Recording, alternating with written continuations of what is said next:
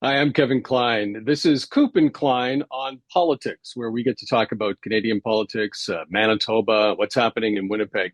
And again, always a pleasure to be joined by a political professor, a political sciences professor, sorry, Royce Koop from the Okay. University of Manitoba and a columnist with the Winnipeg Sun. Royce, nice to see you again. Nice to see you. Thanks for having me again. It's always a pleasure. I want to talk to you about because just before we started taping, you got kind of how would you say emotional about Jagmeet Singh and the vote that happened last night at our Parliament building. So why don't you tell us about Yeah, I don't know about emotional. Yeah, maybe I did. Maybe I don't realize that. But that? the NDP is very. I The problem with the NDP right now is they're in this pattern where they are constantly criticizing the government. Like the government is doing this terribly. They're not working for Canadians. They're hurting voters. They're hurting union members. And then it raises the question, well, the Liberals have a minority government, and so you have the opportunity to vote against them. You actually have the ability to defeat the government. And yet, when they're given the opportunity to do so, they don't. Last night we saw that again, like criticizing the government's proposals, this rebate, the tax holiday. And yet, when the rubber hits the road, like you have the opportunity to defeat the government and you don't. Now, there's reasons for that, but I think that at a certain point, Canadians, it feels like they're kind of playing us for chumps. If you are actually critical of the Liberals, if you actually think they're doing a bad job, if you actually think they don't deserve to govern anymore, then do something about it. You have the power. And I think Canadians, it's part of the reason why the polls haven't shifted that much for even as the Liberals have dropped, the NDP has not benefited that much from it. And I think that's part of it. Canadians are not going to be kind of played for fools. And that's honestly, as this goes on and on, it kind of feels that way, to be honest. So do you think it's social media politics, right? They're just saying the negative things about the government to get the likes and the clicks and the retweets and all of that on social media. Because I would think you're right. Canadians are smart enough to figure that out. So what would make them want to do this? Well, I think it's a strategy in some ways. They want to be critical. They want to get on the record as being a real alternative on a lot of these issues. They want to cut through the noise to Canadians with these critiques. And I think you're right. Social media does play a role in that. But at a certain point, Canadians are going to see, well, you have the opportunity to do something about this, and you're not. Now, we know why. Like the party is, I think, struggling a little in terms of fundraising. They're not really nominating many candidates. And so it might be rational, but it doesn't change the contradiction. I think Canadians are going to notice. And after a while, it does. I think it gets kind of grating, to be honest. There's people that are wondering, like, how is Justin Trudeau? He's unpopular. How is he hanging on to power? Well, it's the NDP, and I think people are going to put that together and say, well, wait a second, this is a guy that's you know attacking the government harshly over and over again. Why are they voting to keep them in power? And I think people put those things together.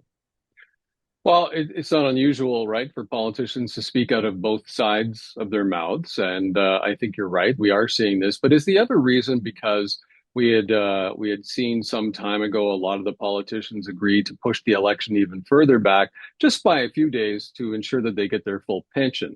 Is that part of this as well? Do you think? Yeah, yeah, it could be. I mean that those were sort of uh, kind of rumors, online rumors, but it turned out that it was true. And Jagmeet Singh will become eligible for a pension in February. And so, take these arguments for what they are. They're pushed very hard. They're pushed very hard by the conservatives.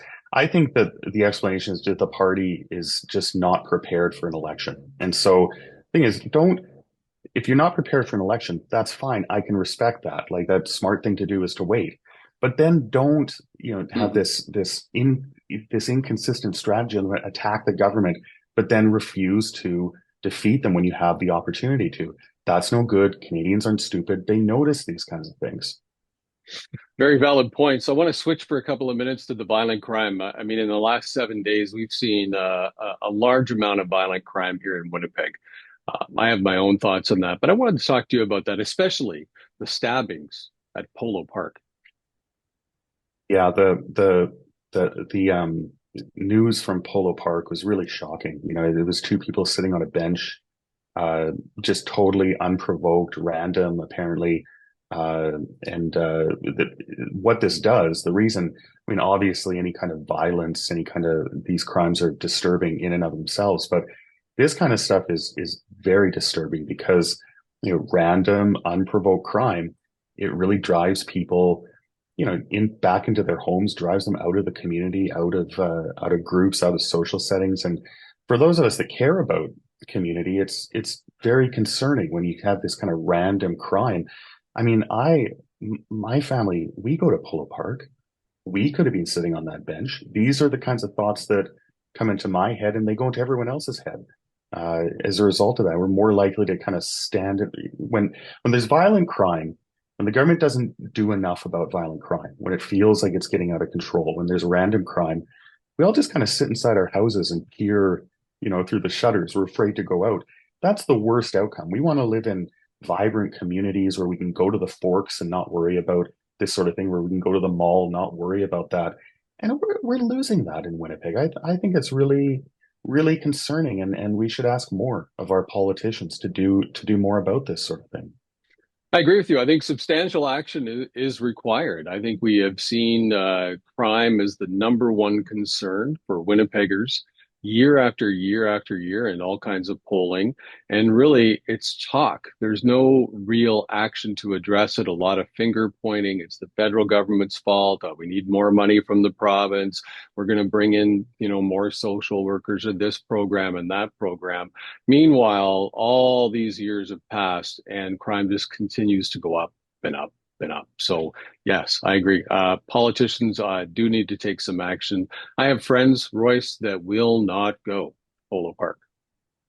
Well, I don't know if I'll go anymore. I think too in this province we sometimes get drawn into this debate between cracking down versus addressing root causes. And the truth is, we can walk and chew gum at the same time. You know, we don't need to get drawn up in these debates. We should do the things that work.